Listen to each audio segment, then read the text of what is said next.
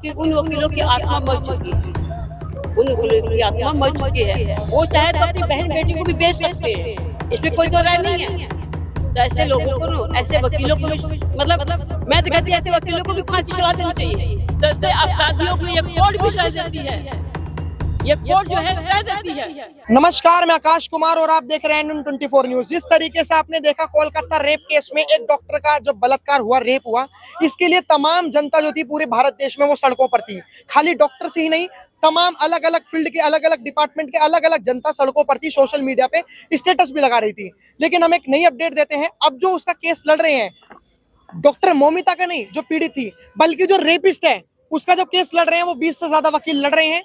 कहा यह जा रहा है कि जो आरजीकर मेडिकल कॉलेज, जो सीबीआई की जो सर्वे की जो रिपोर्ट आई है, उसमें कहा गया है कि जो राधा गोविंदकर मेडिकल कॉलेज है, उसमें उससे पहले अश्लील वीडियो शूट होया करती थी, उससे पहले भी तमाम बलात्कार हुए। तो अब सुप्रीम कोर्ट ने सीबीआई को बोला है कि और भी चीजें लेकर आओ, और ये देखो कि अगर इतनी सारी चीजें हुई तो आरजीकर मेडिकल कॉलेज के बाद ये जो एफआईआर है, क्या ये हमारे पुलिस स्टेशन में हुई? तो हम बात करेंगे जनता से कि अपराधियों के लिए वकील खड़े करना, वो भी 20 से ज्यादा, क्या ये अपराध को कम करता है या अपराध को बढ़ावा देता है? नमस्कार सर, नाम क्या होगा आपका? मेरा नाम हिमांशु यादव है। कहाँ से हैं आप?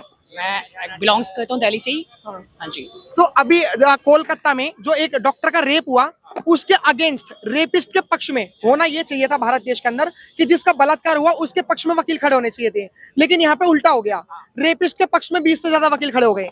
जब आज सुप्रीम कोर्ट ने मांगी थी जांच की रिपोर्ट्स, हाँ, तो सीबीआई ने जब कहा गया, तो जब मैंने ये चीज पढ़ी, रिपोर्ट्स पढ़ी, आई वाज इन, मतलब चांदनी चौक में ही था मैं, और जब मैंने रिपोर्ट्स पढ़ी कि अपराधी के साथ जब 20 वकील आप खड़े कर रहे हो, तो ये मेंटलिटी डिपेंड कर रही है कि हमारे देश में क्राइम किस तरह से बढ़ रहा है।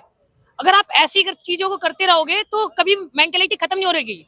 अगर आप सिर्फ स्टेटस लगा के, हम कैंडल मार्च करके आप करना चाहेंगे, सब इतने से भी नहीं करना चाहेगा, तो सिर्फ अपराधी के आप साथ 20 वकील खड़ी कर रहे हो सर। मतलब आप उस लड़के के साथ क्या कर रहे हो? जब हम जैसे स्टूडेंट्स पढ़ लिख के सीधी चीजें करते हैं, नॉर्मल फैमिली से बिलोंग करते हैं, आके जब बड़ी स्टेज पे जाते हैं तब भी हमारे साथ शोषण किया जाता है। तो इट्स नॉट अ, ये इंडिया मतलब अब बहुत अलग ही चीजों में जा रहा है। मैं पॉलिटिकल साइड से जा ही नहीं रहा हूँ, मैं किसी पॉलिटिकल पार्टी को वो नहीं कर रहा, सपोर्ट नहीं कर रहा हूँ, ठीक है, बट ये मेंटेलिटी डिपेंड करती है कि सर हम स्टूडेंट्स के लिए साथ, ये बच्चों के साथ, लड़कियों के साथ, भाई बहनों के साथ, जितने भी चीजों के साथ शोषण किया जा रहा है यहाँ पे सारी चीजें, 20 वकील दे रहे हैं आप उसको, अपराधी को, उसका कॉन्फिडेंस हाई लेवल कितना जाएगा? आज सुप्रीम कोर्ट के जो जज हैं, उन्होंने फटकार लगाई थी कपिल सिब्बल को, क्योंकि जब वो अपनी पिटीशन दे रहे थे, पिटीशन तो उन्होंने पहले दे दी थी, जब वो बात कर रहे थे जज के सामने थे तो वो हंस रहे थे। तो जब जज ने कहा कि सीरियस मामला है, इसमें एक महिला का बलात्कार हुआ है और आप ऐसे हंस क्यों रहे हो? अभी भी आप देख लीजिए, निर्भया कांड 2012 में होता है, आके आपको मिलता है 2020 में, लगभग शायद 2020 में 8 साल एक अपराधी को आप लोग बैठा के लाते हो। उसकी जब मैंने वीडियोस देखी, वो बोलता है लड़की की गलती है, लड़की ऐसे कपड़े पहन, लड़की का जब तक मन नहीं होगा तब तक क्यों रहेगा? मैंने अगर हम ये सोचते हैं, हम लोगों की मेंटेलिटी, सर मेरी एक चीज डिपेंड करती है, मेरे को नहीं आता कैंडल जलाना, मेरे को आता है भाई सामने ला के रख दो, हम पता चल जाएगा कि उसके अपराधी क्या करते हैं। हम लोग आर्मी वाले लड़के, हम लोग पता है हमें भी कैसे करना पड़ता है। कैंडल जलाने से कुछ नहीं होता, जब तक उन अपराधियों को ना फांसी, और ये सर मैं तो कहता हूँ एक चीज देनी चाहिए, रेपिस्ट को क्या करना चाहिए, आर्मी वालों को पढ़ा दो, आर्मी वाले सब चीज देख लेंगे सर, उनको डिपेंड नहीं करता किसमें क्या जा रहा है क्या नहीं जा रहा है, आर्मी वाले अपना देख लेंगे, फिर वो अपने आप तरीके से उनके, वो तो सर आतंकवादियों को ढेर कर देते हैं, वो कौन सी छोटी चीज है उनके सामने। तो आपके कहने का मतलब है जो रेपिस्टों को सजा मिलती है, वो सजा ना मिलकर एक उनके ऊपर एनएसए यूएपीए लगाया जाए और फौज आर्मी को दे दी जाए। या मैं तो यही डिमांड करूंगा सर से, सरकार जो भी रहे, स्टेट के लिए खड़े हुए हैं, वेस्ट बंगाल के लिए, लेकिन वो कहीं ना कहीं रेपिस्टों के लिए और जिस हॉस्पिटल में हुआ वो उसके लिए खड़े हुए हैं। एज अ महिला आप क्या सोचते हैं? दरअसल क्या है ना कि उन वकीलों की आत्मा मर चुकी है, उन वकीलों की आत्मा मर चुकी है। वो चाहे तो अपनी बहन बेटी को भी बेच सकते हैं, इसमें कोई दो राय नहीं है। तो ऐसे लोगों को ना, ऐसे वकीलों को भी, मतलब मैं तो कहती हूँ ऐसे वकीलों को भी फांसी चढ़ा देनी चाहिए, क्योंकि ये समाज के लिए एक अभिशाप है। ये समाज में मतलब ऐसे न पिचास है वो, क्योंकि इनके बयानों से ना जाने कितने मासूम लड़कियां मारी जाएंगी। आपने याद है दामिनी के केस के बाद कितना अपराध बढ़ गया था, असंख्य अपराध बढ़ गया था, रुका नहीं था वो।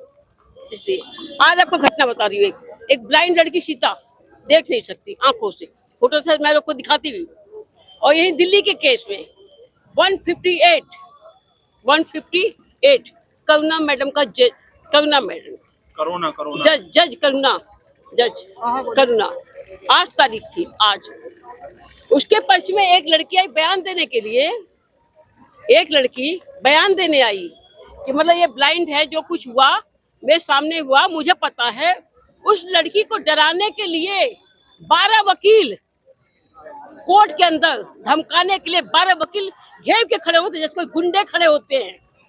ये यहाँ दिल्ली की हालात आपको बता रही हूँ। हाँ। और जब मैं बोलने गई तो वो जो दूसरा वकील था चिल्ला, देखिए मैडम बोल रही है, देखिए मैडम बोल रही है। और अंकल सवाल कर रहा है उस लड़की से जिसको उसका कुछ लेना देना नहीं है। भाई घटना, एक ब्लाइंड लड़की उसके साथ बदतमीजी करवाया, बदतमीजी करने वाला कितना मोटा है, इतना मोटा सांड भैंस जैसा। और वो आप देखेंगे ना तो बेचारी इतनी मरियम सी लड़की है, बिल्कुल वो भी आंखों से देख भी नहीं सकती। तो ऐसे अपराधियों को ये कोर्ट भी सह देती है, ये कोर्ट जो है सह देती है। अगर बंद करा दिया जाए, सच्चाई बात तो ये भी है, क्योंकि ये जो जज जो चुन के आते हैं और ये जो वकील पता नहीं कहाँ से आते हैं, किस दुनिया से आते हैं, पहले तो यही नहीं समझ में आता। पैसा मिलता है ना। हाँ पैसे मिलता है, मतलब पैसे मिलने के तो अपनी बहन बेटी को बेच दोगे, तुम कुछ भी कर सकते हो। मतलब जो दिल्ली में बता रहे हो, अभी जो दिल्ली में एक ब्लाइंड लड़की के साथ हुआ है, उसके लिए भी 12 वकील खड़े हो गए। उसके लिए भी 12 वकील खड़े भाई। तो ऐसे कैसे चलेगा? अगर समाज में अगर वकील खड़े हो रहे हैं रेपिस्टों के साथ में, तो ऐसे तो फिर अपराध रुकने की जगह अपराध और बढ़ेगा। हाँ बढ़ेगा। तो क्या सरकार को ऐसा कानून लाना चाहिए, अगर बलात्कार हो तो रेपिस्टों के साथ तो कोई पहली बात खड़ा ना हो, या तो आजादी खत्म है। हाँ खड़ा ही नहीं होना चाहिए, रेपिस्टों के साथ खड़ा ही नहीं होना चाहिए बिल्कुल भी। क्योंकि आज की घटना पता क्या है कि आज मेरे पास मोबाइल में बैटरी बंद हो गई थी, नहीं तो मैं उसको रिकॉर्ड करके आज आप लोगों को दिखाती कि देखो ये वाकई अंदर कोर्ट के अंदर हो क्या रहा है। ये उसको डराया जा रहा है। और वकील भी कोई छोटे मोटे वकील नहीं, बड़े बड़े लंबे लंबे चौड़े चौड़े वकील, और एक ये छोटा सा बच्चा और उसकी माँ और एक वो ब्लाइंड लड़की, उसको धमकाने के लिए 12 वकील। ऐसे तो फिर अपराध रुकेगा नहीं समाज में। नहीं, अपराध कैसे रुकेगा, कहाँ से रुक वकील सकता खड़ा हो रहा है ना अजी, पहले तो उन वकीलों को पीटना चाहिए, जो वकील खड़े उन वकीलों को ही अरेस्ट होना चाहिए सही मायने में। क्योंकि विक्टिम के खिलाफ अगर कोई, भाई विक्टिम के पक्ष में कोई गवाही देने जाएगा, तुम ऐसे धमकाओगे तो कौन जाएगा गवाही देने? कोई देगा? मान लीजिए आपने कोई क्राइम देखा और आप जाएंगे गवाही देने और 15-20 लोग आपको घेर के मार देंगे, क्या करेंगे आप?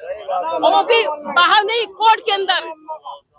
बाहर नहीं, ये घटना कोर्ट के अंदर हो रहा है, जज के सामने हो रहा है, क्या करेंगे आप?